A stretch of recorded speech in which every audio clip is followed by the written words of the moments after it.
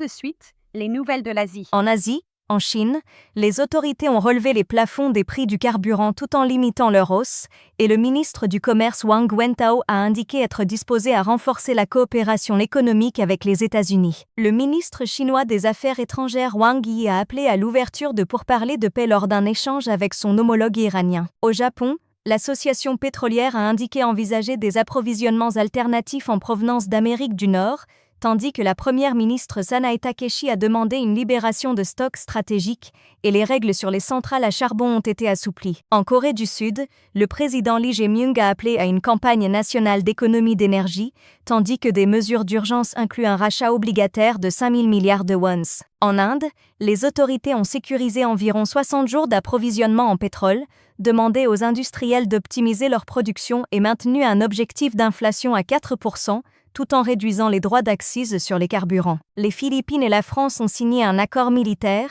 et le président Ferdinand Marcos Jr. a indiqué que le sommet de l'ASEAN serait recentré sur les enjeux énergétiques et alimentaires. En Inde, l'entreprise Bellatrix Aerospace a annoncé avoir levé 20 millions de dollars lors d'un tour de financement pré-série B mené par Cactus Partners. Ces fonds doivent permettre d'accroître ses capacités de production ainsi que la livraison de ses systèmes de propulsion. Enfin, en Chine, PetroChina a annoncé que son bénéfice net annuel pour 2025 avait reculé de 4,5% à 157,3 milliards de yuan, contre 164,7 milliards en 2024.